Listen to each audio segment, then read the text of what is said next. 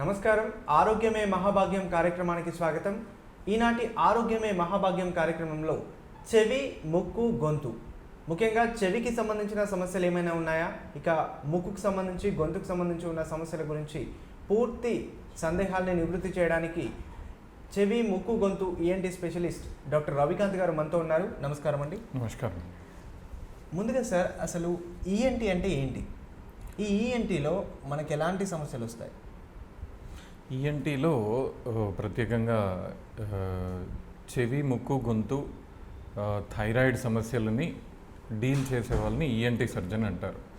So even మెడ భాగంలో వచ్చే కంతుల నుండి కంతులతో సహా అండ్ తలనొప్పికి కొంతవరకు తలనొప్పికి ఈఎన్టీ రిలేటెడ్ ఇష్యూస్ తోటి వచ్చిన తలనొప్పి తో సహా చూసుకోవడానికి చెవి, ముక్కు, గొంతు వ్యాధి నిపుణులు ఉపయోగపడతారు. మెయిన్గా మనకున్న ఈ 5 స్పెషల్ సెన్సెస్లో 2 special senses, smell and taste, రెండు డీల్ చేసేది ఈఎన్టీ విభాగం వాళ్ళే. కాబట్టి ఒక చిన్న నిక్ నేమ్ కూడా ఉంటుంది ఈఎన్టీకి, సర్జన్ ఆఫ్ స్పెషల్ సెన్సెస్ అని అంటారు. సో రెండు ప్రత్యేక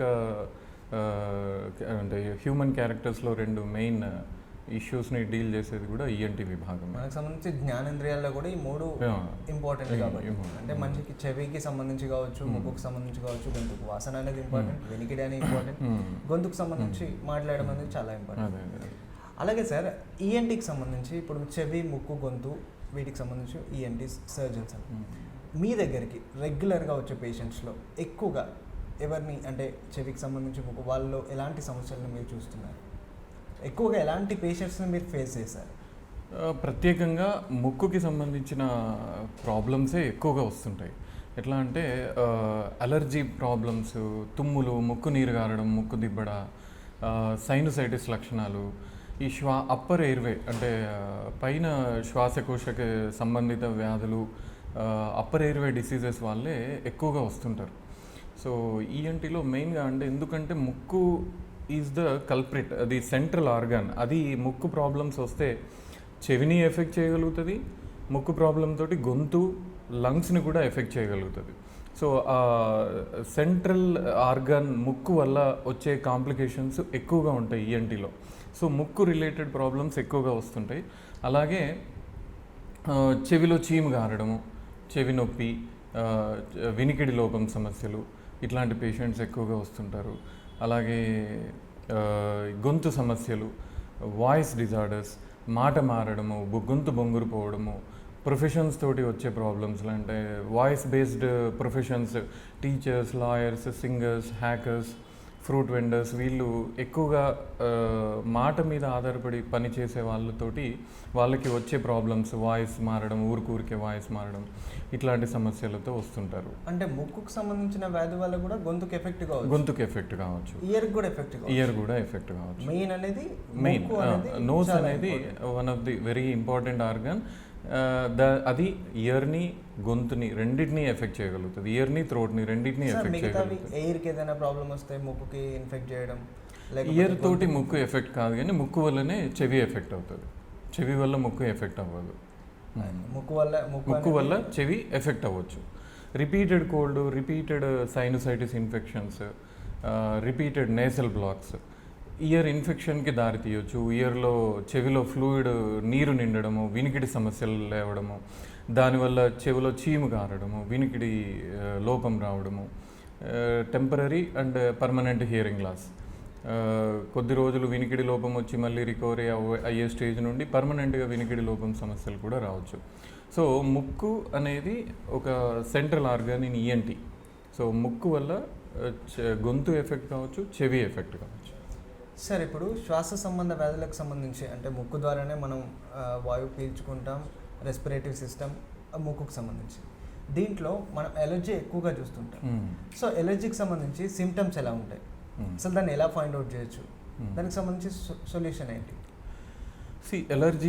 ఎలర్జీ అనేది ఫస్ట్ ఆఫ్ ఆల్ ఎలర్జీ అనేది హైపర్ రియాక్టివ్ ఎయిర్వే డిసీజ్ అంటాం. అంటే మామూలుగా శ్వాసకోశ నాళము ఎంత రియాక్ట్ అవ్వాలనో అంతకన్నా ఓవర్గా రియాక్ట్ అవ్వడమే ఎలర్జీకి మూల కారణం. అంటే ఇప్పుడు దుమ్ము ధూళి కణాలు ఒక ఇద్దరు మనుషులు ఫేస్ చేస్తే ఒకరికి ఏమీ కాకపోవచ్చు, ఒకరికి మాత్రం విపరీతంగా తుమ్ములు ముక్కు నీరు కారడం రావచ్చు. అక్కడ కారణం మారింది వాతావరణం కాదు, శరీరం మారింది. సో ఈ బాడీ ఓవర్గా రియాక్ట్ అవుతుంది. సో దీన్ని హైపర్ రియాక్టివ్ ఎయిర్వే డిసీజ్ అంటారు.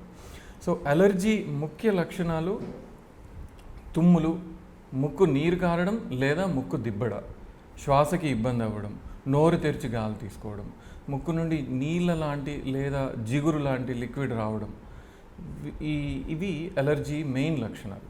ఈ అలర్జీ కాస్త ఎక్కువైతే అలర్జిక్ బ్రాంకైటిస్ లాగా డెవలప్ అవుతాయి.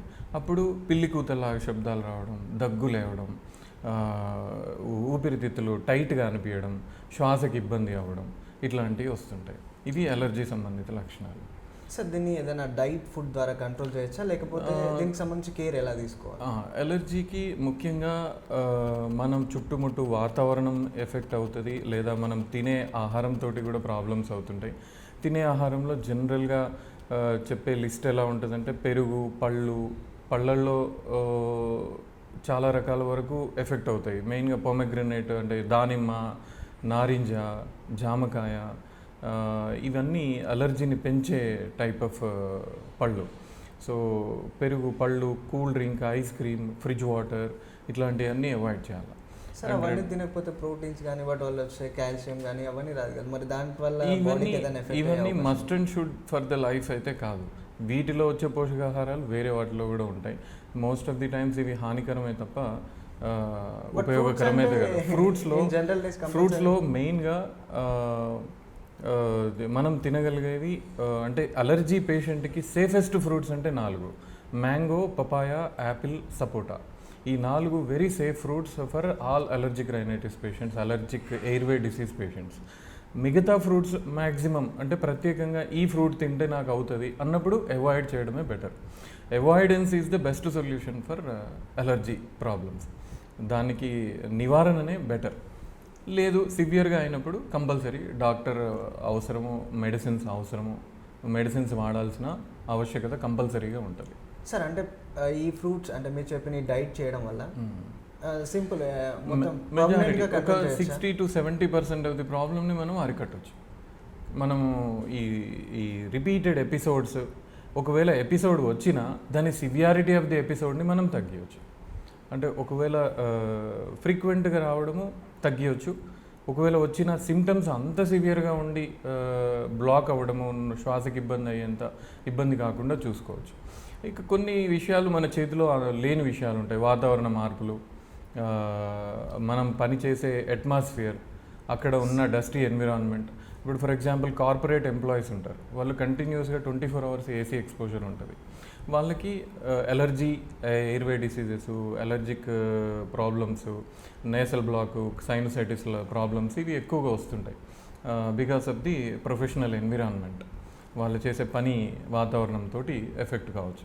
సో మనకు తెలిసినంత వరకు ఎలర్జీ కారక వస్తువులకి దూరంగా ఉంటే బెటర్. ఇంకా ఇవే కాకుండా ఈవెన్ కాస్మెటిక్స్, ఈవెన్ ఇంట్లో వాడే mosquito coil, All Out jet machines, mosquito repellents ఇవన్నీ ఎలర్జీని పెంచుతాయి. ఈవెన్ ఈ ధూప్ స్టిక్స్, సెంటెడ్ స్టిక్స్ అంటే మన అగరబత్తి ఇలాంటివన్నీ అలర్జీని పెంచుతాయి. ఈ స్మోక్ వీటికి దూరంగా ఉండడం మేలు. కాస్మెటిక్స్కి, స్మోక్ రిలేటెడ్ ఐటమ్స్కి, పర్ఫ్యూమ్స్కి అండ్ ఈ మస్కిటో రెపెల్లెంట్స్కి, కెమికల్స్కి వీటికి దూరంగా ఉంటే అలర్జీని దాదాపుగా అరికట్టవచ్చు. ఇంకా వాటిని ఆ బాడీ సపోర్ట్ చేయదు. సార్ దీంట్లోనే ఈ శ్వాస సంబంధిత వ్యాధుల్లో ఇంకోటి సైనసైటిస్, దీనికి సంబంధించి సిమ్టమ్స్ ఎలా ఉంటాయి? సైనసైటిస్ లక్షణాలు ఎలా ఉంటాయంటే రిపీటెడ్ కోల్డ్ అటాక్స్, ఫ్రీక్వెంట్గా జలుబు అవ్వడం, అది నీరు లాంటి ద్రవ పదార్థం కాస్త చిక్క చీమిడిగా మారడం, దుర్వాసన రావడం, ముక్కు బ్లాక్ అవ్వడం, చెంప నొప్పులు, కనుగుడ్డు నొప్పులు, తలనొప్పి, తలంతా బరువుగా ఉండడం, ముందుకు వంగితే తల హెవీగా అనిపించడం, రోజంతా డల్గా ఉండి తలంతా దిమ్మగా ఉండడం, ఈ లక్షణాలు సైనసైటిస్ లక్షణాలు. ఎప్పుడైతే మోర్ దాన్ 3 months 3 నెలల కన్నా ఎక్కువగా రిపీటెడ్ కోల్డ్ అటాక్స్ అవుతుంటే మాత్రం అది సైనోసైటిస్కి దారి తీసినట్టు, క్రానిక్ సైనోసైటిస్ అంటారు. సో ఆ సైనోసైటిస్ మొదట్లో చాలా వరకు మందులతో మాత్రమే కంట్రోల్ చేసే పరిస్థితి ఉంటుంది. సర్జరీ వరకు వెళ్ళే అవకాశము రాకుండా మనం కాపాడవచ్చు. సో ఎర్లీ స్టేజ్లోనే ప్రాపర్ యాంటీబయాటిక్స్, నేసల్ డీకంజెస్టెంట్స్ అంటే ముక్కులో శ్వాసనాళాన్ని ఓపెన్ చేసే మెడిసిన్స్, ముక్కులో డ్రైనేజ్ సిస్టమ్స్ని మెరుగుపరిచే మెడిసిన్స్ ఉపయోగిస్తే ఎర్లీ స్టేజ్లోనే సైనోసైటిస్ని కంట్రోల్ చేయొచ్చు. కంట్రోల్ చేసిన తర్వాత దాన్ని మెయింటైన్ చేయడానికి మన లైఫ్ స్టైల్ చేంజెస్, మన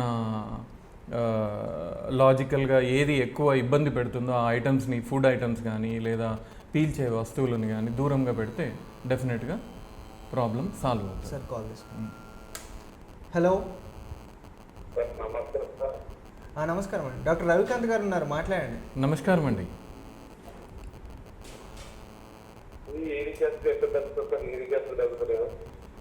ఏదండి? అర్థం కావట్లేదు, క్లారిటీగా చెప్పండి.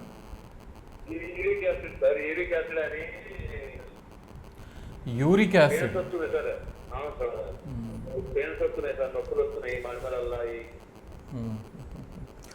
ఇవాళ మనము చెవి ముక్కు గొంతు సమస్యల గురించి మాట్లాడుకుంటున్నాము. యూరిక్ యాసిడ్ అనేది ఆర్థరైటిస్, కీళ్ళ వాతము సంబంధించిన విషయము. మీరు ఒకసారి ఆర్థోపెడిషియన్ని లేదా జనరల్ ఫిజిషియన్ని ఒకసారి కన్సల్ట్ చేయండి. సార్, ఈ సైనటైజిస్కి సంబంధించి దాంట్లో జలుబు అనేది మెయిన్ ఇంపార్టెంట్. అంటే ఈ పేషెంట్స్ ఎన్విరాన్మెంట్ బట్టి కూడా ఉండదు. అది అంటే కూల్ ప్లేస్లోకి వెళ్తే తుమ్ములు రావడం, సో ఆ విధంగా కొందరికి జలుబు అయిందనుకో 1 weekలో వెళ్ళిపోతుంది, ఇంకొందరికి మంత్ల తరబడి ఉంటుంది. దీనికి సంబంధించి అసలు శరీరాన్ని బట్టి ఉంటుందా లేకపోతే ఆ ప్రాంతాన్ని బట్టి అసలు ఏంటి? మెజారిటీ అలర్జిక్ రైనైటిస్ అనేది జెనెటికల్ డిజార్డర్ అండి, జన్యు సంబంధిత వ్యాధి. సో దీన్ని మనం కంట్రోల్ చేయొచ్చు కానీ కంప్లీట్ క్యూర్ అనేది ఉండదు. చాలామందికి ఒక అపోహ ఉంటుంది, సర్జరీ చేయించుకుంటే నాకు తుమ్ములు రావడం, ముక్కు కారడం తగ్గిపోతుందేమో అనేది. అదొక తప్పుడు ఆలోచన. సర్జరీతోటి ఎట్టి పరిస్థితుల్లో అలర్జీ ప్రాబ్లమ్స్ పోవు. సో కంపల్సరీగా దానికి ఫస్ట్ ఈజ్ అవాయిడెన్స్. మనము నివారణ ఒకటే మార్గం. నివారించగలిగినంత వరకు నివారించాలి, లేదు అంటే అలర్జీకి సంబంధించిన మెడిసిన్స్ వాడుకోవడమే. అది కొంతమందికి ఇది 2 రకాలుగా ఉంటుంది, సీజనల్ అలర్జీ, పెరెన్నియల్ అలర్జీ అని. అంటే ఓన్లీ సీజన్స్లో వర్షాకాలము, చలికాలం మాత్రమే అలర్జీ వస్తుంటుంది. కొంతమందికి ఏమో perennial allergy throughout the year, irrespective of the environment, వెదర్కి సంబంధంలో, వాతావరణంకి సంబంధం లేకుండా సంవత్సరం పొడవునా అలర్జీ సిమ్టమ్స్ ఉంటాయి. సో వాళ్ళకి దాదాపుగా ఎప్పటికీ యాంటీ ఎలర్జీ ట్రీట్మెంట్ వాడాల్సిన అవసరం వచ్చినా అతిశయోక్తి కాదు. కానీ దాన్ని కంప్లీట్ క్యూర్ ఉంటుందేమో అని వెంపర్లాడే బదులు దాన్ని అవాయిడ్ చేయడానికి ట్రై చేస్తూ, ఒకవేళ అవాయిడ్ చేయలేని పక్షాన ఇబ్బంది ఎక్కువ అవుతే మాత్రం కంట్రోల్ చేయడానికి మెడిసిన్స్ వాడటమే మేలు. అందుకే ఒక సింగిల్ లైన్లో ఎక్స్ప్లెయిన్ చేయడానికి ట్రై చేస్తుంటాం ఏంటంటే, allergy can be controlled, cannot be cured అని చెప్పి ఫస్ట్ పేషెంట్ని కౌన్సిల్ చేసి ట్రీట్మెంట్ ఇస్తూ ఉంటాం. So avoidance is the best. అంటే నార్మల్గా ఈ కూల్ డ్రింక్స్ అట్లాంటివి కూడా ఈ పేషెంట్స్ తీసుకోకూడదు. అది ఇంపార్టెంట్. సార్, దీంట్లోనే మనకు ముక్కుకు సంబంధించి కొందరికి వాసన అనేది పోతుంది. ఆ వాసన అనేది పోతుంది అంటే కొందరికి చిన్నపిల్లలు, ఇప్పుడు మనం చూస్తే ఇయర్కి సంబంధించి డెఫ్ అండ్ అంటే చిన్నప్పుడే వినికిడి లోపం పోవచ్చు, చిన్నప్పటి నుంచి. ఇలాగే వాసనకు సంబంధించి కూడా చిన్నపిల్లలు చిన్నప్పటి నుంచి ఉంటుందా? పెద్దవాళ్ళలో కూడా కొంత సర్టన్ ఏజ్ తర్వాత కొన్ని యాక్సిడెంట్లలో అట్లా వాసన అది పోయినప్పుడు, అంటే దీనికి సంబంధించి అసలు రీజన్ ఎందుకు అవుతుంది అలా? ఈ వాసన తగ్గడానికి కారణాలు మళ్ళీ ఇంతవరకు మాట్లాడుకున్నట్టే అలర్జీ అనేది ఒక ప్రముఖ కారణం. ఎలా అంటే అలర్జీలో ఏమవుతుందంటే ముక్కు గోడలన్నీ వాచిపోయి శ్వాసనాళము నేరో అవుతుంది. ఈ వాసనకి సంబంధించిన కణాలేమో రూఫ్లో ఉంటాయి, నేసల్ క్యావిటీలో, ముక్కు రంధ్రంలో రూఫ్లో ఉంటాయి. ఆ రూఫ్ వరకు మనం పీల్చే గాలి వెళ్ళకుంటే, అక్కడికి తగలకుంటే స్మెల్ డెఫినెట్గా తగ్గిపోతుంది. ఇది మెకానికల్ అబ్స్ట్రక్షన్ వల్ల వచ్చిన వాసన లోపం, స్మెల్ డిజార్డర్స్ మెకానికల్ అబ్స్ట్రక్షన్ వల్ల వచ్చినాయి. సో దీనికి ఫస్ట్ అలర్జీ, సింపుల్ అలర్జీ తోటి అవుతే మెడిసిన్స్ వాడి శ్వాసనాళం ఓపెన్ అవుతే, వైడ్ ఓపెన్ అవుతే డెఫినెట్గా స్మెల్ ఇంప్రూవ్ అవుతుంది. లేదు ఇంకా స్ట్రక్చరల్ అబ్నార్మాలిటీ అంటే ముక్కు దూలం వంకర ఉండడం, లేదా ముక్కులో మాంసం పెరగడం, పాలిప్స్ లాంటివి డెవలప్ అవ్వడం. ఈ పాలిప్స్ ఎవరికి డెవలప్ అవుతాయి? క్రానిక్గా చాలా రోజుల నుండి అలర్జీ ఉండి అలర్జీని అడ్రస్ చేయక, అలర్జీకి మెడిసిన్స్ వాడక, కంటిన్యూస్గా temporary medicines, over the counter medical shop medicines అవి వాడుతూ అలర్జీ నెగ్లెక్ట్ చేసిన వాళ్ళకి ఆ ముక్కు దూలము, అది ముక్కులో మాంసం పెరగడం, పాలిప్స్ పెరగడం అది జరుగుతూ ఉంటుంది. వాళ్ళకి కూడా ఈ స్మెల్ డిజార్డర్స్ వస్తాయి. So smell sensation of smell తగ్గింది అని అంటే ఫస్ట్ లోకల్ ప్రాబ్లమ్స్ ఏమన్నా ఉన్నాయా, ముక్కు దూలం వంకర కానీ, సైనోసైటిస్ ప్రాబ్లమ్స్ కానీ, పాలిప్స్ కానీ ఇవి అవుతున్నాయా అనేసి అదొకటి చూసుకోవాలి. రెండవది న్యూరలాజికల్ ప్రాబ్లం, అంటే స్మెల్ తగ్గడానికి నరాల వీక్నెస్, నర్వ్ ఫంక్షనే తగ్గినప్పుడు కూడా స్మెల్ తగ్గొచ్చు. మీరు అన్నట్టుగా ఇందాక యాక్సిడెంట్స్లో కూడా క్రేనియోఫేషియల్ డిస్జంక్షన్, అంటే ఇప్పుడు మనకి ఫేస్ అంటే ఈ నోస్ రూఫ్లోనే కణాలు ఉంటాయి కాబట్టి అక్కడ బేస్లో, నోస్ బేస్లో ఏమైనా ఫ్రాక్చర్స్ అయ్యి స్కల్ టు నోస్ జంక్షన్లో ఫ్రాక్చర్స్ అవుతాయి కూడా డ్యామేజ్ అవ్వచ్చు. ఈ మధ్య మనం ఎక్కువగా వింటున్న ప్రాబ్లం ఏంటంటే post Covid smell disorders. Covid infection వచ్చినాక స్మెల్ సెన్సేషన్ తగ్గడం. దీని గురించి చాలామంది కంగారు పడుతూ వస్తూ ఉన్నారు. కొంతమందికి వీక్స్లోనే రికవర్ అవుతుంది, కొంతమందికి మంత్స్ టుగెదర్ కూడా పడుతుంది, నెలల తరబడి కూడా వాసన రికవరీ అవ్వట్లేదు. సో దీనికి అంటే మనం జనాలకి ఇవ్వాల్సిన మెసేజ్ ఏంటంటే స్మెల్ సెన్సేషన్ అనేది ఎటు పోదు in case of Covid infection. So అది ఐదర్ టుడే ఆర్ టుమారో ఎప్పటికైనా రికవరీ అవుతుంది. స్పెషల్ సెన్సెస్ డ్యామేజ్ అవ్వడం అనేది అంత ఈజీగా కావు అండ్ రికవరీ అవ్వడానికి ఛాన్సెస్ ఎక్కువ. సో ఈ పోస్ట్ కోవిడ్ ఇన్ఫెక్షన్, కోవిడ్ వచ్చిన వాళ్ళకి మాత్రం స్మెల్ డిజార్డర్స్ చాలా వస్తున్నాయి. దాని గురించి కంగారు పడాల్సిన అవసరం లేదు. తొందరగానో లేట్గానో డెఫినెట్గా స్మెల్ రికవరీ అవుతుంది. స్మెల్కి ఒక గ్రేట్నెస్ ఏంటంటే స్మెల్ మెమరీ ఉంటుంది. సో మనం ఎప్పుడో ఒక బ్యాడ్ స్మెల్ని పీలుస్తే మనకి ఇప్పుడు కూడా ఈ చుట్టుపక్కల ఎక్కడో ఆ బ్యాడ్ స్మెల్ ఉన్నట్టు అనిపిస్తూ ఉంటుంది. That is called smell memory. ఆ స్మెల్కి ఆ మెమరీ ఉండడం వల్ల స్మెల్ రికవరీ ఛాన్సెస్ ఎక్కువగా ఉంటాయి. సో స్మెల్ ఎక్సర్సైజెస్ చేయండి, కంటిన్యూస్గా హార్డ్ స్మెల్స్ని పీల్చుతూ ఉండండి, దాన్ని మోటివేట్ చేయండి, దాన్ని రిజ్యువినేట్ చేయండి, డెఫినెట్గా వస్తాయి అని చెప్తాను. పోయినప్పుడు ఏదైనా హాట్ స్మెల్ తీసినప్పుడు ఒకసారి రావచ్చు. ఇప్పుడు స్మెల్ సెన్సేషన్ చాలా వరకు లేదు అంటారు, but spirit smell, petrol smell చూపిస్తే వస్తుంది అంటారు. స్టిల్ అందులో లైఫ్ ఉంది. ఆ స్మెల్కి కొంతమంది ఇష్టపడుతూ ఉంటారు.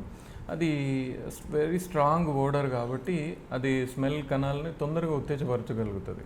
సో అట్లాంటి స్మెల్కి సంబంధించిన కణాలను ఉత్తేజపరచడానికి స్మెల్ ఎక్సర్సైజెస్ లైక్ కంటిన్యూస్గా స్మెల్స్ని పీల్చడానికి, దాన్ని మెమరీని స్టిమ్యులేట్ చేయడానికి ట్రై చేస్తూ ఉండాలి.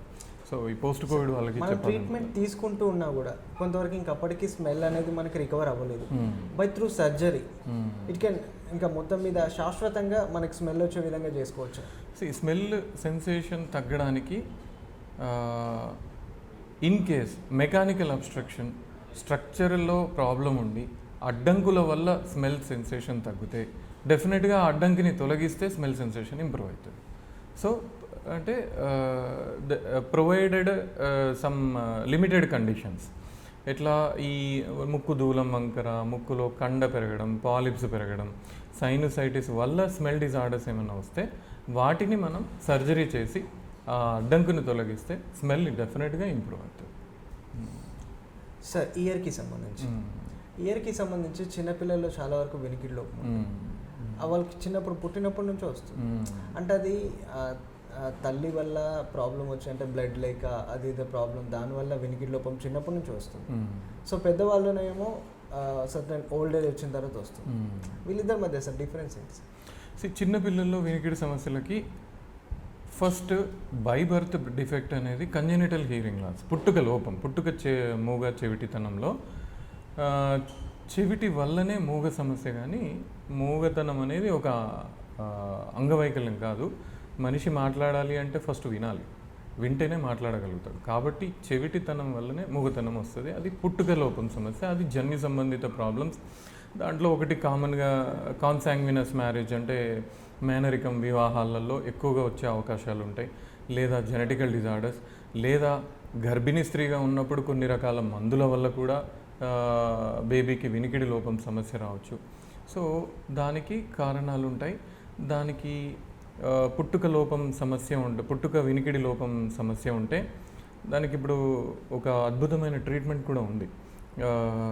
వితిన్ 2 years 2 సంవత్సరాల లోపే మనం దాన్ని డయాగ్నోస్ చేయగలిగితే కాక్లియర్ ఇంప్లాంటేషన్ అనే ఒక సర్జరీ వల్ల మల్టీలింగ్విస్టిక్, అంటే మామూలు మనిషి ఎన్ని భాషలు ఎలా ఎంత సరళంగా సులభంగా మాట్లాడగలుగుతాడో అలా మాట్లాడగలిగే పరిస్థితి తేవచ్చు, అంగవైకల్యాన్ని తొలగించవచ్చు. బేబీ పెరుగుతూ ఉంటే పుట్టుక సమస్య లేదు, బట్ పెరుగుతూ ఉంటే వినికిడి సమస్య వచ్చింది అంటే below 5 years up to 12 years మనం మెయిన్గా చూడాల్సింది అడినాయిడ్స్ సమస్య. టాన్సిల్స్ అండ్ అడినాయిడ్స్ సమస్య వల్ల కూడా వినికిడి సమస్య వస్తుంది. ఎందుకంటే ఒకటి యూస్టేషన్ ట్యూబ్ అని ఒక ట్యూబ్ ఉంటుంది, అది చెవి నుండి గొంతుకి కనెక్షన్ చేసే ట్యూబ్.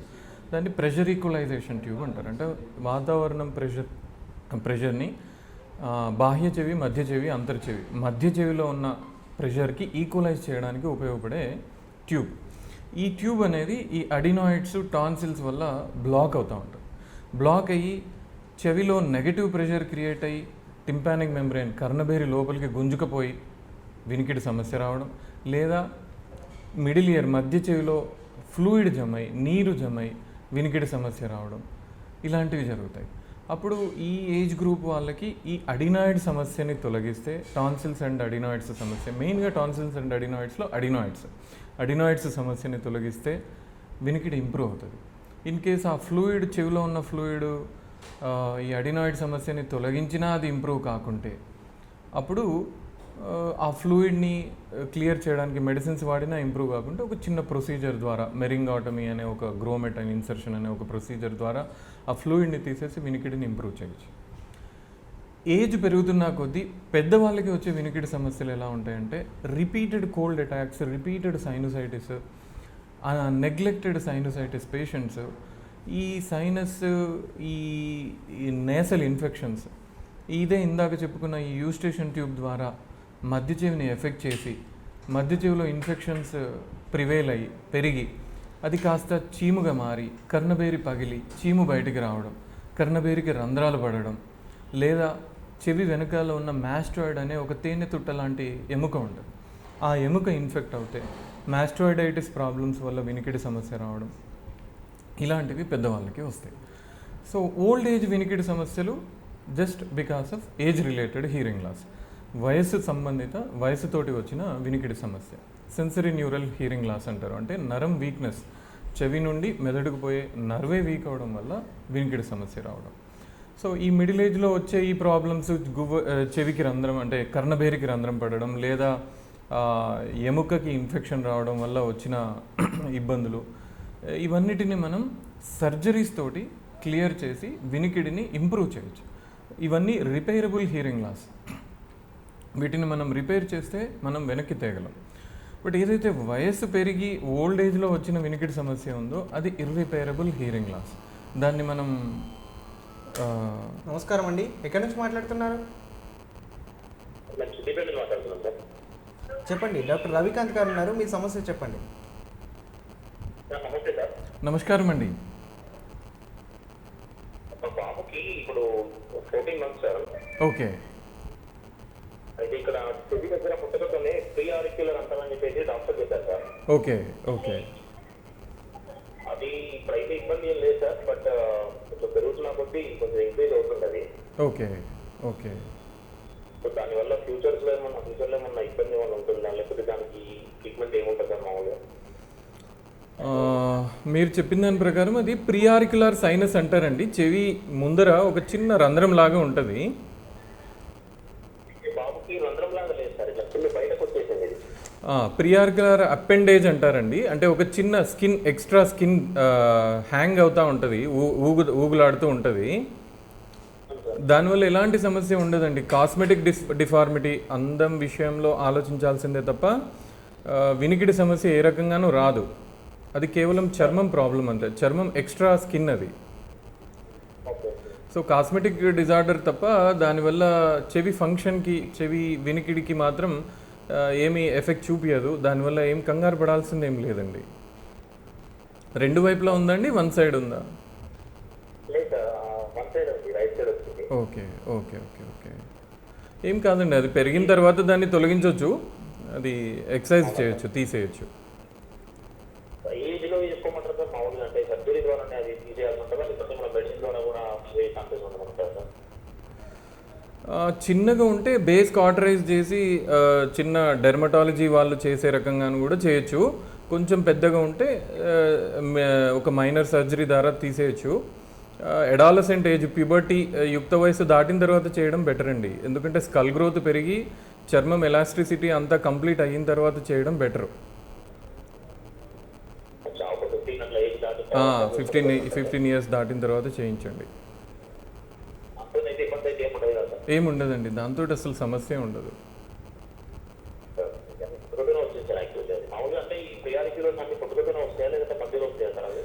ఈ ప్రియారికులర్ అపెండేజ్ అనేది బర్త్ డిఫెక్ట్ అండి. అది మీరు 14 months అంటున్నారు కదా, పుట్టినప్పటి నుండే ఉందా, మధ్యలో వచ్చిందా? అదే పుట్టినప్పటి నుండే ఉంటుంది, మధ్యలో రాదు. అదే సైజు పెరుగుతుంది కాబట్టి, చిన్నప్పుడు చేయకుండా ఉండడానికి కారణం అదే. చేసినా కానీ మళ్ళీ ఏమన్నా స్కిన్ స్ట్రెచ్ అవుతున్నా కొద్దీ మళ్ళీ ఏమన్నా రావచ్చు. అంటే బేస్ నుండి ఏమన్నా మళ్ళీ కొంత పెరిగే అవకాశం ఉంటుంది కాబట్టి ప్యూబర్టీ ఏజ్ అయిన తర్వాత చేయించడం మేలు. Okay okay thank you sir. Sir, సాధారణంగా చెవిపోటు అనేది సాధారణంగా చాలా మందిలో చూస్తున్నాం ఈ మధ్యలో. ఈ చెవిపోటు అనేది పెద్దవాళ్ళు వస్తే మనం గుర్తించగలుగుతాం, బట్ చిన్నపిల్లల్లో వస్తే వాళ్ళు వేడుస్తుంటారు, బట్ మనం ఫైండ్ అవుట్ చేయలేం. అసలు వాళ్ళు వచ్చినప్పుడు మనం ఎలా ఫైండ్ అవుట్ చేయాలి సార్? అసలు చెవిపోటు చిన్నపిల్లల్లో రావడము, చిన్నపిల్లల్లో చెవిపోటు ఏమైనా వస్తుందా అని ఎలా తెలుసుకోవచ్చు అంటే, జనరల్గా కామన్ టెండెన్సీ ఎలా ఉంటుందంటే, బేబీ చెవిని రబ్ చేస్తూ ఉంటుంది, చెవులని చేయితో గోకుతూ ఉంటుంది ఒకటి. రెండోది, చెవిని మనల్ని టచ్ చేయనివ్వరు. ముడితే విపరీతంగా విన్సింగ్ పెయిన్ ఉంటుంది, బాగా ఏడుస్తారు. సో అప్పుడు మనం ఎక్స్పెక్ట్ చేయొచ్చు, ఓకే చెవి నొప్పి ఉంది అని. అండ్ చిన్న పిల్లల్లో మరి ఫీడింగ్ బేబీస్లో చెవి నొప్పి రావడానికి చిన్న సింపుల్ రీజన్, ఏమన్నా చిన్న ఫారిన్ బాడీ, ఏమన్నా చీమ, ఏదన్నా చిన్న క్రియేచర్ పోయినా రావచ్చు. లేదా ఈవెన్ ఫీడింగ్ పోస్చర్ అబ్నార్మాలిటీ, అంటే పాలు ఇచ్చేటప్పుడు తప్పు పొజిషన్ వల్ల కూడా చెవిలో పోటు రావచ్చు. అందుకే ఫీడింగ్ చేసేటప్పుడు, పాలు ఇచ్చేటప్పుడు ఏం చెప్తామంటే తల్లులకి, బేబీని ఏటవాలుగా పెట్టి పాలు ఇవ్వమని చెప్తాం. అది నిద్రలో లేచినా, డే టైం అయినా, ఎప్పుడైనా మదర్ కూర్చోవాలి, బేబీని సమాంతరంగా పడుకోబెట్టకుండా ఏటవాలుగా పడుకోబెట్టి ఇవ్వాలి. అది కూడా ఇందాక చెప్పుకున్న లాజికల్ పాయింట్ వల్ల. ఏంటి, యూస్టేషన్ ట్యూబ్ అనేది చిన్నపిల్లల్లో సమాంతరంగా ఉంటుంది, పెద్దవాళ్ళలో ఏటవాలుగా ఉంటుంది. సో చిన్నపిల్లల్లో సమాంతరంగా ఉండేసరికల్లా నోట్లో నుండి పాలు చెవిలోకి వెళ్ళే అవకాశం ఎక్కువగా ఉంటుంది, చెవి ఇన్ఫెక్ట్ అయ్యే అవకాశం ఉంటుంది, కాబట్టి పెయిన్ వస్తుంది. కాబట్టి సమాంతరంగా పడుకోబెట్టకుండా ఏటవాలుగా ఇవ్వమని చెప్తాం. సో మెయిన్ పిల్లల్లో చెవి నొప్పి వస్తుంది అని ఎలా చెప్పొచ్చు అంటే, చెవిని రబ్ చేసుకోవడం. రెండోది, చెవిని ముడితే విపరీతంగా ఏడుస్తారు. సో దీనివల్ల చెవిలో పెయిన్ ఉందని అనుకోవచ్చు. ఈవెన్ చిన్న చిన్న కురుపులు రావచ్చు. లేదా ఈ చిన్నపిల్లలకి ఆయిల్ వేస్తుంటారు, నీళ్లు పోసి దార ఎత్తిపోయడము, చెవిని క్లీన్ చేయాలని ప్రయత్నించడము, ఇట్లాంటివి ఏమీ చేయొద్దు పిల్లలకి. అండ్ ఇంకొక మెసేజ్ ఏమి ఇవ్వచ్చు అంటే, చెవి అనేది సెల్ఫ్ క్లీనింగ్ ఆర్గాన్. చెవి తనంతట తానే క్లీన్ చేసుకోబడుతుంది, మనం క్లీన్ చేయాల్సిన అవసరం లేదు. ఈ సెరుమెన్ వ్యాక్స్, ఈ బ్లాక్ వ్యాక్స్ ఏదైతే ఉందో అది ఎర్లీ స్టేజ్లో బ్రౌనిష్ వైటిష్ కలర్లో ఉంటుంది. అది ప్రొడ్యూస్ అయినప్పుడు ప్రతిరోజు ఒక లేయర్ ఆఫ్ వ్యాక్స్ బయటికి సర్క్యులర్ ఫ్యాషన్లో బయటికి వచ్చేస్తూ ఉంటుంది.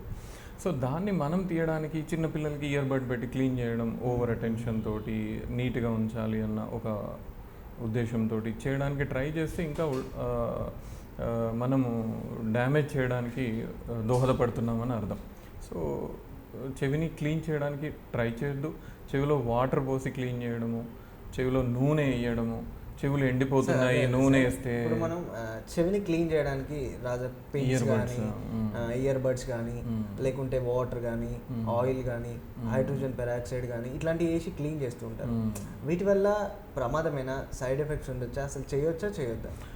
ఎట్టి పరిస్థితుల్లో చెవిని క్లీన్ చేయడానికి ప్రయత్నం చేయొద్దు.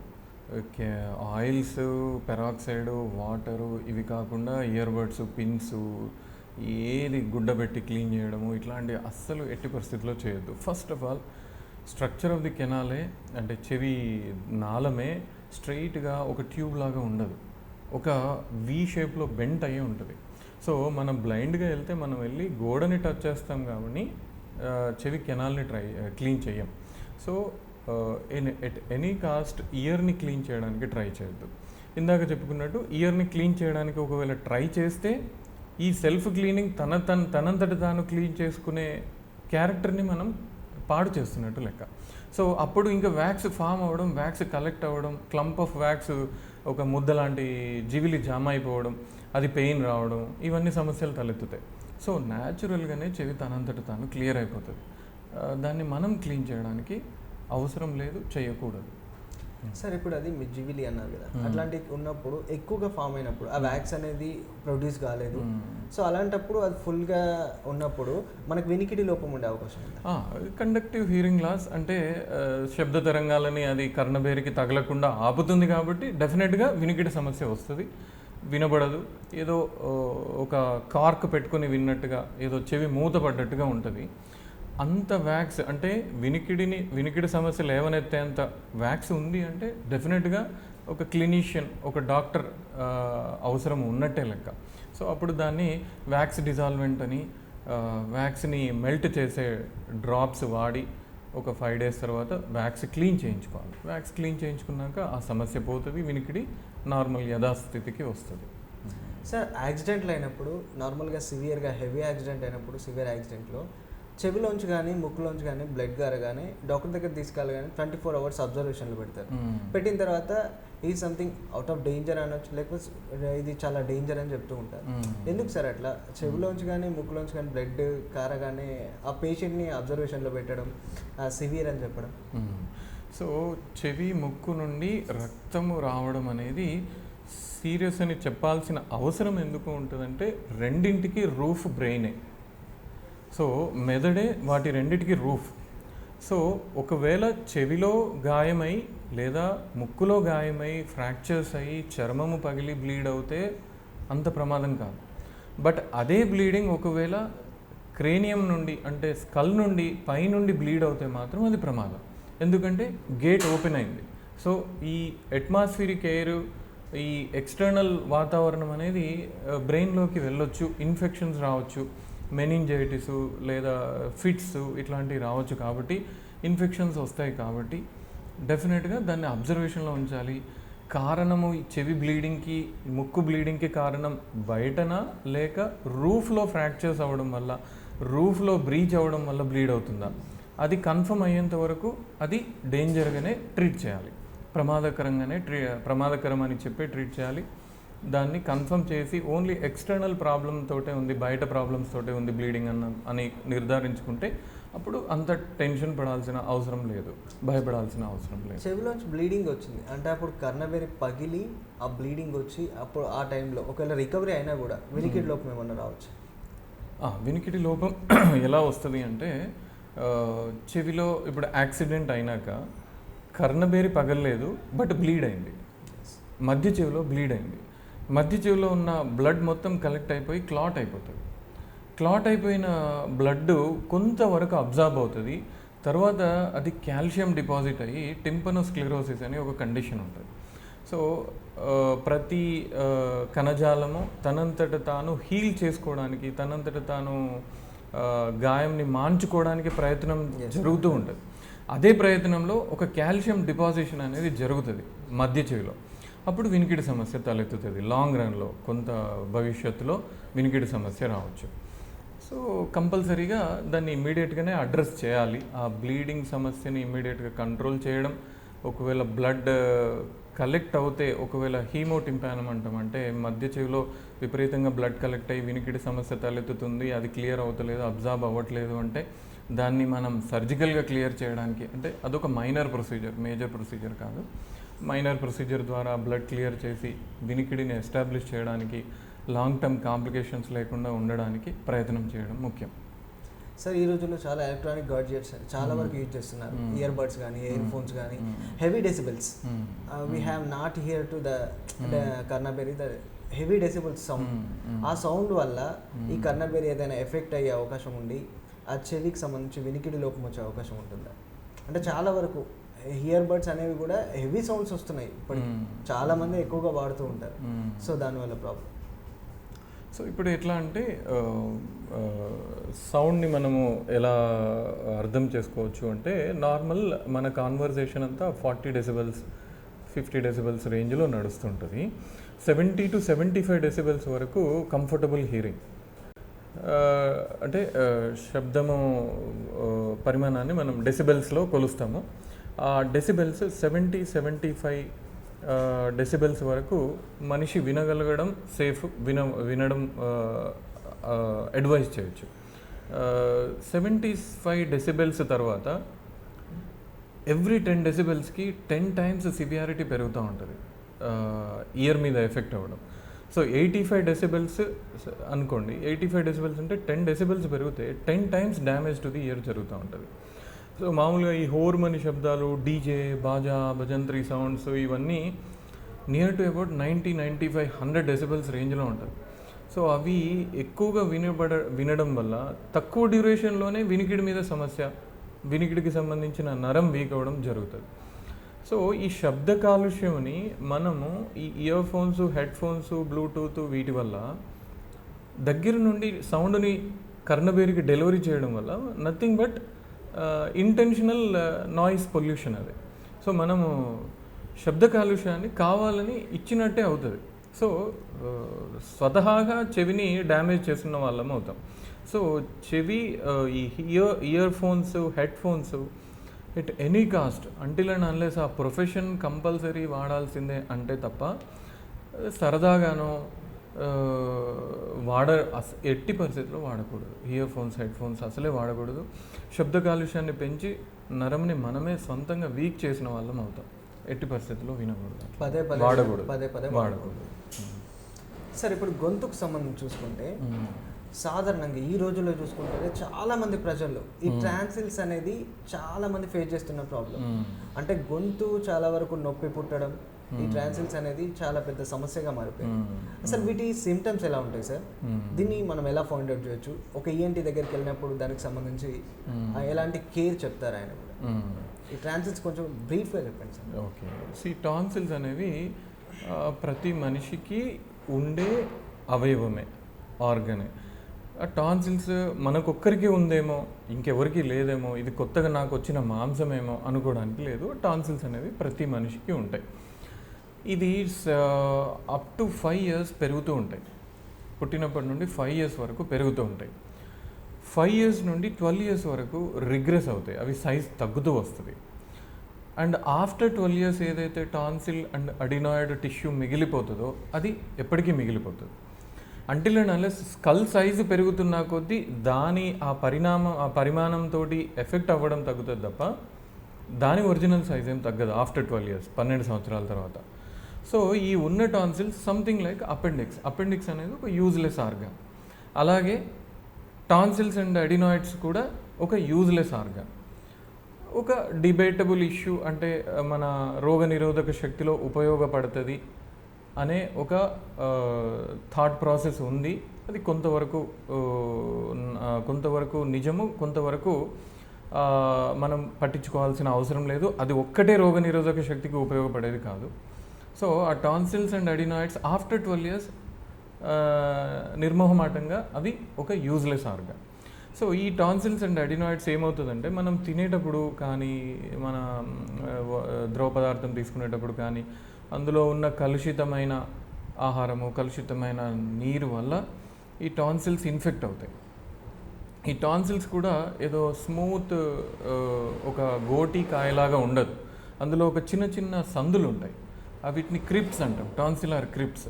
అందులో మనం తినేటప్పుడు ఆహారం అందులో ఇరికి అది ఇన్ఫెక్ట్ అయ్యి పెయిన్ వస్తుంది. సో సిమ్టమ్స్ ఎట్లా స్టార్ట్ అవుతాయి? ఫస్ట్ సివియర్ పెయిన్, మింగడానికి కష్టము, చివరికి అన్నము ఆహారము కాకుండా ఈవెన్ లాలజలం మింగడానికి కూడా కష్టం అవ్వడం, ఫీవర్ డెవలప్ అవ్వడం, ఫీవర్ విత్ చిల్స్ కూడా రావచ్చు, చలి జ్వరం లాగా రావడం, ఇది జరుగుతుంది.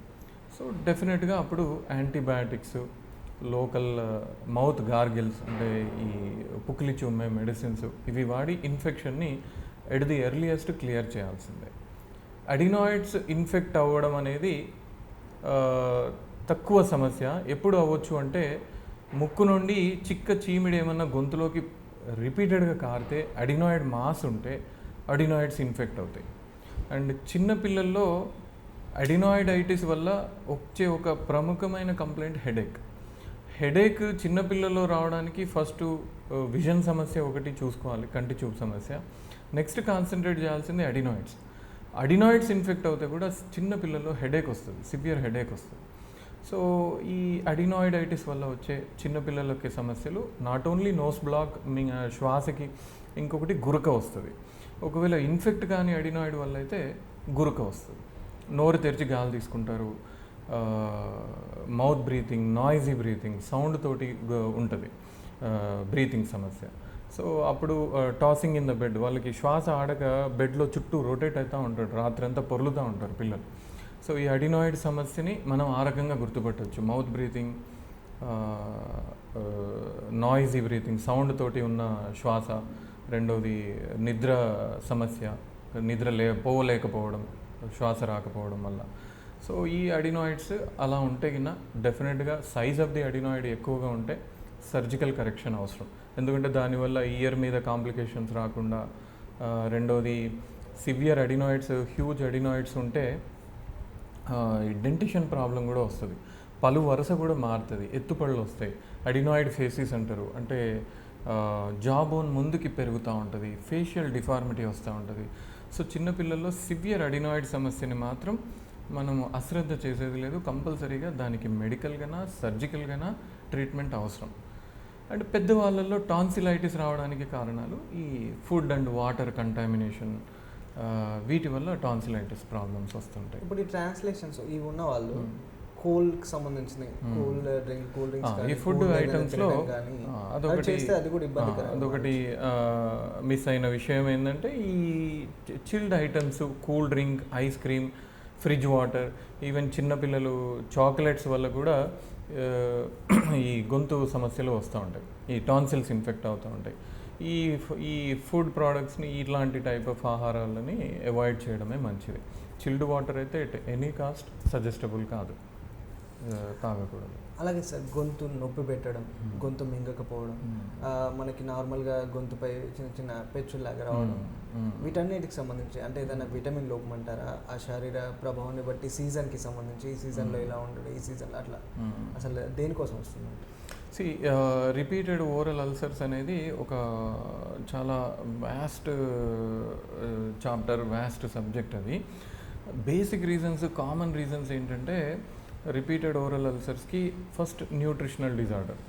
యంగ్ గ్రోయింగ్ ఏజ్లో అల్సర్స్ అవుతున్నాయంటే న్యూట్రిషనల్ డిజార్డర్ని ఫస్ట్ మనం కాన్సన్ట్రేట్ చేయాలి. పోషకాహార లోపం ఏదన్నా ఉందా దాన్ని కరెక్షన్ చేయాలి, విటమిన్స్ లోపం రాకుండా చూసుకోవాలి. రెండోది, ఈ ఎదిగే వయసులో రిపీటెడ్ అల్సర్స్ రావడానికి ఇంకొక కారణం స్ట్రెస్ ఇండ్యూస్డ్ అల్సర్స్. అంటే మానసిక ఒత్తిడితోటి కూడా నోట్లో అల్సర్స్ అవుతుంటాయి. ఎగ్జామ్ గోయింగ్ చిల్డ్రన్కి, స్టూడెంట్స్కి నోట్లో అల్సర్స్ అవుతుంటాయి, ఎందుకంటే ఆ ఎగ్జామ్ టెన్షను, ఆ మానసిక ఒత్తిడి వల్ల కూడా నోట్లో అల్సర్స్ అవుతూ ఉంటాయి.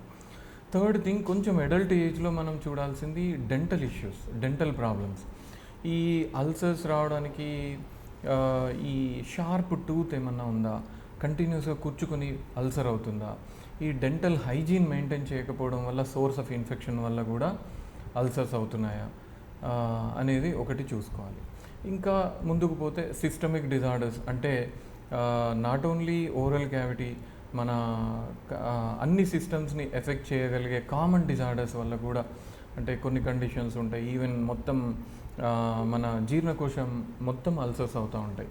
అట్లాంటి వాటిల్లో కూడా నోట్లో అల్సర్స్ అవుతూ ఉంటాయి. రెండోది viral infections, occasional bacterial infections తోటి కూడా నోట్లో అల్సర్స్ అవుతూ ఉంటాయి. కారణంని కనుక్కొని దాన్ని ట్రీట్ చేస్తే రిపీటెడ్ ఎపిసోడ్స్ని మనం తగ్గించగలుగుతాం. చాలా మందికి గొంతు బొంగరు పోవడం అవుతుంది, స్వరపేటిక అనేది కొంచెం ఏదైనా నార్మల్గా నొప్పిగా పుట్టడం, మనం మింగడానికైనా సరే. వీటికి సంబంధించినప్పుడు మన ఈ బొంగరు పైన స్వీట్స్ ఎక్కువ తినడం వల్ల, ఎక్కువ మాట్లాడడం వల్ల జరుగుతుందంటారు. ఇవేనా రీజన్స్, ఇంకేదైనా ఉన్నాయా? అంటే ఈ చిల్డ్ ఐటమ్స్ వీటి వల్ల, ఫుడ్ ప్రోడక్ట్స్ వల్ల కూడా గొంతు బొంగురు పోతుంటుంది. ఎందుకు అంటే ఈ దగ్గు జలుబు వల్ల కూడా హోర్స్నెస్ ఆఫ్ వాయిస్ రావచ్చు. రెండవది ప్యూబర్ఫోనియా అంటారు. అంటే అడాలసెంట్ ఏజ్ గ్రూప్లో చిన్న పిల్లలు పెద్దవాళ్ళగా మారేటప్పుడు వచ్చే గొంతు మార్పిడి. దీనికి హైరాణ పడాల్సిన అవసరం లేదు, కంగారు పడాల్సిన అవసరం లేదు. అది ప్యూబర్ఫోనియా అంటారు. అంటే యుక్త వయస్సు, ప్రౌఢ దశ వచ్చేటప్పుడు వచ్చే గొంతు మార్పిడి. అది స్లోగా దానంతటా అది సెటిల్ అవుతుంది, అడల్ట్ వాయిస్గా మారుతుంది. ప్రొఫెషనల్ డిజార్డర్స్ అంటే మనం చేసే పనుల వల్ల కూడా మాట మార్పిడి జరగవచ్చు. ఈ వాయిస్ బేస్డ్ ప్రొఫెషన్స్ ఉంటాయి. వాయిస్ మీద అంటే మన మాట మీద ఆధారపడి చేసేవాళ్ళు, సింగర్స్, లాయర్స్, టీచర్స్, హ్యాకర్స్, ఈ ఫ్రూట్ వెండర్స్ అంటే మార్కెట్లో గట్టిగా అరుస్తూ పని చేసేవాళ్ళు, వీళ్ళకి వాయిస్ డిజార్డర్స్ రావచ్చు. అప్పుడు ఇవి సెల్ఫ్ లిమిటింగ్ ఉంటాయి. ఎర్లీ స్టేజ్లో మనం వాయిస్ డిజార్డర్స్ని డయాగ్నోస్ చేసి absolute voice rest, zero voice for about a week, ఒక వారం రోజుల వరకు అసలే మాట్లాడకుండా వాయిస్ రెస్ట్ ఇస్తూ మెడిసిన్స్ వాడితే డెఫినెట్గా అది రివర్సబుల్ స్టేజ్లో ఉన్నప్పుడు మాత్రం వాయిస్ నార్మల్ అవుతుంది. వాయిస్ నార్మల్ అయినా కానీ మళ్ళీ వచ్చే అవకాశం ఉంది. కాబట్టి జాగ్రత్తలు ఎల్లకాలము పాటించడమే మేలు. షౌటింగ్, హౌలింగ్ ఇవి చేయకూడదు. అది ఒక కారణం. రెండోది వాయిస్ మార్పిడికి ఇంకొక కారణం లారింజైటిస్. లారింజైటిస్ అంటే స్వరపేటిక ఇన్ఫెక్షన్, స్వరపేటిక ఇన్ఫ్లమేషన్. అంటే స్వరపేటిక గోడలు వాపు రావడం. స్వరపేటిక గోడలు వాపు రావడానికి, ఇన్ఫ్లమేషన్ రావడానికి కారణం ఒకటి సింపుల్ రీజన్ వచ్చేసి even acid reflux. Even acidity related disorders తోటి కూడా బర్పింగ్, బెల్చింగ్, ఈ త్రేన్పులు రావడం, పైకి ఎక్కువచ్చినట్టు ఎదగాలినట్టు అవ్వడము, అన్డైజెస్టెడ్ ఫుడ్, సగం అరిగిన ఫుడ్ పైకి త్రేన్పులా రావడం, వీటి వల్ల ఏమవుతుందంటే ఈ స్వరపేటిక మీద స్పిల్ ఓవర్ అయ్యి వాయిస్ మారుతూ ఉంటుంది. దీనికి కొన్ని రకాల life style changes, spicy diet మానేయడం, రెండవది లేట్ నైట్ డిన్నర్స్ చేయకుండా, తిన్న వెంటనే పడుకోకుండా, తిన్నాక ఒక 2 hours తర్వాత పడుకోవడం, ఇట్లాంటి చిన్న లైఫ్ స్టైల్ చేంజెస్ తోటి, లేదా యాసిడ్ సప్రెసెంట్ మెడిసిన్స్ తోటి, అల్సర్కి వాడే మందులతోటి మనం కంట్రోల్ చేయొచ్చు. వాయిస్ రెస్ట్ అనేది అండర్లైన్ చేసుకోవాల్సిందే. ఎప్పుడు వాయిస్ మారినా వాయిస్ రెస్ట్కి మించింది లేదు. దాని తర్వాతనే మిగతా ఏ ట్రీట్మెంట్ అయినా. ఇక మిగతా ఇన్ఫెక్షన్స్, లారింజైటిస్ రావడము, ఇన్ఫెక్షన్స్ రావడము, బ్యాక్టీరియల్ ఇన్ఫెక్షన్స్, వాటికి మనం వీడియో లారింగోస్కోపీ అనే ఒక టెక్నిక్ ఉంటుంది. లారింగోస్కోపీ చేసి లారింగ్స్ వోకల్ కార్డ్స్ చూసి ఏమన్నా పాలిప్స్ డెవలప్ అయినాయా, దాని మీద వోకల్ కార్డ్ నాడ్యూల్స్ అంటారు, చిన్న మొటిమల్ లాంటి చిన్న గ్రోత్ లాగా రావడం, లేదా అల్సర్ అవ్వడం, వోకల్ కార్డ్ అల్సర్ అవ్వడం, ఇట్లాంటి సమస్యలు ఏమన్నా ఉంటే దానికి తగ్గ ట్రీట్మెంట్ ఇస్తే డెఫినెట్గా వాయిస్ ఇంప్రూవ్ అవుతుంది. సార్, నార్మల్ వాయిస్ని బేస్ వాయిస్గా డెవలప్ చేయొచ్చా? చేసిన తర్వాత ఏదైనా సైడ్ ఎఫెక్ట్స్ ఉండే అవకాశం? అంటే లైక్ యాజ్ మిమిక్రీ వాళ్ళు ఉన్నారు, వాళ్ళు డిఫరెంట్గా మిమిక్రీ చేస్తుంటారు, వాయిస్ బేస్ చేస్తుంటారు. సో అలా చేసినప్పుడు స్వరపేటికకు సంబంధించి ఏదైనా దాని మీద బర్డెన్ పడే అవకాశం ఉందా? అది ఏదైనా ప్రమాదమా? డెఫినెట్గా బర్డెన్ పడుతుంది. బట్ ఇదంతా ఎక్సర్సైజ్ బేస్డ్ టాలరెన్స్. వాళ్ళు ఎక్సర్సైజ్ చేసి దాన్ని ట్రైన్ చేసి దాన్ని నైపుణ్యం పొందుతారు కాబట్టి వాళ్ళ వోకల్ కార్డ్స్ దాన్ని టాలరేట్ చేస్తున్నాయి కాబట్టి వాళ్ళు చేయగలుగుతున్నారు. టాలరేట్ చేయనప్పుడు అత్యంత సాహసంగా చేస్తే డెఫినెట్గా వోకల్ కార్డ్స్ డ్యామేజ్ అవుతాయి, వోకల్ కార్డ్స్ ప్రాబ్లమ్స్ వస్తాయి. దానికి డెఫినెట్గా ట్రీట్మెంట్ మెడికల్గానో సర్జికల్గానో అవసరం అవుతుంది డెఫినెట్గా. సో ఇంకోటి, ఈ రోజుల్లో మనం హెవీగా ట్రాన్స్లేషన్ ఎలానో థైరాయిడ్కి సంబంధించి కూడా చాలా డిస్కస్ చేస్తున్నాం. చాలామంది పేషెంట్స్ మీ దగ్గర కూడా వస్తున్నారు. సో దీనికి సంబంధించి ఈ థైరాయిడ్ అసలు దీని సిమ్టమ్స్, అలాగే దీనికి సంబంధించి థైరాయిడ్ మన వోకల్ కార్డ్స్కి సంబంధించి దీనికి రిలేటెడ్గా ఉంటుందా ఇది కూడా థైరాయిడ్స్? అంటే థైరాయిడ్ సమస్య అనేది తల వెంట్రుక నుండి కాలిగోటి వరకు ప్రతి అవయవం మీద దాని ఎఫెక్ట్ ఉంటుంది, thyroid hormone effect. Even vocal cord సమస్యలు కూడా రావచ్చు. ఎలా అంటే కణజాలంలో నీటి శాతం పెరుగుతుంది థైరాయిడ్ హార్మోన్ లోపం ఉన్నప్పుడు. సో కణజాలంలో నీటి శాతం పెరగడం వల్ల, కణజాలం వాపు రావడం వల్ల వాయిస్ మారే అవకాశం ఉంటుంది. సో అది కూడా ఒక హింట్ కావచ్చు, హైపోథైరాయిడిజం లేదా థైరాయిడ్ హార్మోన్ లోపం వచ్చి ఉండొచ్చు అని. థైరాయిడ్ హార్మోన్ వల్ల వినికిడి సమస్య కూడా రావచ్చు. ఈవెన్ సేమ్ లాజిక్ వల్ల ఈ కణజాలంలో ఉన్న నీటి శాతం పెరగడం వల్ల కూడా వినికిడి సమస్యలు రావచ్చు. సో వోకల్ కార్డ్స్ స్వెల్లింగ్ తోటి వాయిస్ మారచ్చు. వాయిస్ మారినప్పుడు వచ్చిన పేషెంట్కి కామన్గా మనం ఆలోచించాల్సిన విషయంలో ఒకటి థైరాయిడ్ సమస్య కూడా. ఇంకా దూరం ఆలోచిస్తే థైరాయిడ్ గ్రంథిలో కంతులు ఏమన్నాయి, దాని ఒత్తిడి వల్ల కూడా వాయిస్ మారచ్చు. ఇవి థైరాయిడ్ వల్ల వాయిస్ మీద ఎఫెక్ట్ అవ్వడం. నార్మల్గా థైరాయిడ్ సమస్య ఎట్లా ఉంటుంది అంటే థైరాయిడ్ హార్మోన్ హెచ్చు తగ్గులు, థైరాయిడ్ హార్మోన్ పెరగవచ్చు, థైరాయిడ్ హార్మోన్ తగ్గొచ్చు. థైరాయిడ్ హార్మోన్ తగ్గితే వచ్చే సమస్యలు వేరు, పెరిగితే వచ్చే సమస్యలు వేరు. తగ్గితే వచ్చే సమస్యలు, తగ్గితే వచ్చిన పేషెంట్స్ శాతమే ఎక్కువగా ఉంటుంది. హైపర్ థైరాయిడిజం హార్మోన్ లెవెల్స్ ఎక్కువగా ఉండి ప్రాబ్లమ్స్ అయ్యే పేషెంట్స్ సంఖ్య తక్కువ. హైపోథైరాయిడిజం అనేది చాలా వరకు కామన్గా ఫీమేల్స్, లేడీస్లో చూస్తుంటాం, జెంట్స్లో తక్కువ. సో ఈ సమస్య ఎట్లా ఉంటుందంటే థైరాయిడ్ హార్మోన్ లోపం యొక్క సమస్య. ఫస్ట్ వెయిట్ గెయిన్, బరువు పెరుగుతారు, ఆకలి తగ్గుతుంది, జుట్టు ఊడిపోవడం, జనరల్గా ఊరికైనా అలసత్వానికి గురవడం, తొందరగా అలసిపోవడం, పిక్కల నొప్పి, ఒళ్ళంతా నొప్పులుగా ఉండడం, చేత కాకపోవడం, నార్మల్ కెపాసిటీకి తగ్గి పనితనము, పని సామర్థ్యం ఉండడం, నిద్ర ఓవర్గా నిద్ర ఉండడం, డే అంతా నిద్రలాగా రావడం, మగతగా ఉండడము, మాట మారడము, వీటి వల్ల మనం థైరాయిడ్ సమస్య ఉందేమో అని గమనించవచ్చు, మనం ఊహించవచ్చు. థైరాయిడ్ టెస్ట్ చేస్తే థైరాయిడ్ హార్మోన్ లోపము మనం గుర్తుపడితే దానికి ట్యాబ్లెట్స్ వాడితే కరెక్షన్ అవుతాయి. ఈ సిమ్టమ్స్ అన్నీ స్లోగా ఒక 3 monthsలో రికవరీ అవుతాయి. బట్ థైరాయిడ్ సమస్య అనేది జీవితకాల సమస్య, ఫర్ ఎవర్ వాడాల్సి వస్తుంది ట్యాబ్లెట్. సార్ ఇప్పుడు ఇవన్నీ ఉన్నాయి, ఆస్తమా గురించి మనం సార్ డిస్కస్ చేద్దాం. సో ఈ సైనటైటిస్, ఎడినాయిడ్స్, పాలిప్స్ ఇవన్నీ రిలేటెడ్గా ఆస్తమా ఎఫెక్ట్ చూపొచ్చు ఆస్తమా పైన. ఇందాక మనం చెప్పుకున్నట్టు అలర్జీ అనేది హైపర్ రియాక్టివ్ ఎయిర్వే డిసీజ్. అంటే ఓవర్గా మన శ్వాసనాళము, శ్వాస ప్రక్రియ అనేది ఓవర్గా రియాక్ట్ అయ్యి వచ్చే ప్రాబ్లం. ఇది ఒక నిచ్చెనగా ఊహిస్తే అలర్జీ అనేది ఫస్ట్ స్టెప్, ఈ ల్యాడర్లో last step asthma. So asthma and asthmatic bronchitis అనేది లాస్ట్. సో సివియర్ అలర్జీ స్లోగా ఆస్తమాగా దారి తీయొచ్చు.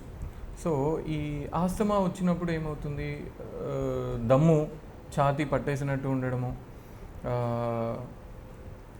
పిల్లి కూతల లాంటి శబ్దం రావడము, ఊపిరి ఆడకపోవడము, ఈవెన్ నడుస్తుంటే ఎగ్జర్షనల్ వర్క్ అంటే ఎనర్జీని ఎక్కువగా వాడుతూ చేయాల్సిన పనులు ఏమైనా చేసినప్పుడు చెమట రావడము,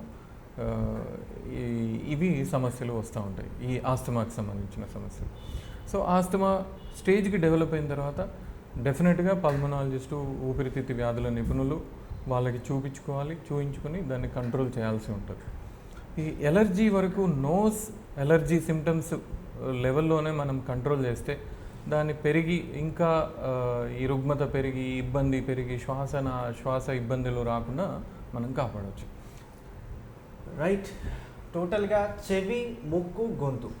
చెవికి సంబంధించి వినికిడి లోపం ఎలా వస్తుంది, దాన్ని ఎలా నివారించాలి, ఎలాంటి ఫుడ్ తీసుకోవచ్చు, అలాగే ముక్కుకు సంబంధించి ఎలాంటి ప్రాబ్లమ్స్ ఉంటాయి, వాటికి సంబంధించి ఎలా వాటిని ఫైండ్ అవుట్ చేయొచ్చు, ఎలాంటి అత్యాధునిక పరికరాలు ఈ రోజుల్లో మనకు అందుబాటులో ఉన్నాయి, ఎలాంటి టెస్ట్ల ద్వారా ఫైండ్ అవుట్ చేయొచ్చు, వాటికి సంబంధించిన సొల్యూషన్ ఏంటి, అన్ని సంబంధించిన విషయాల గురించి డాక్టర్ రవికాంత్ గారు ఈఎన్టీ స్పెషలిస్ట్ మనకు పూర్తి వివరాలు అందించారు తన విలువైన సమయాన్ని కేటాయించి.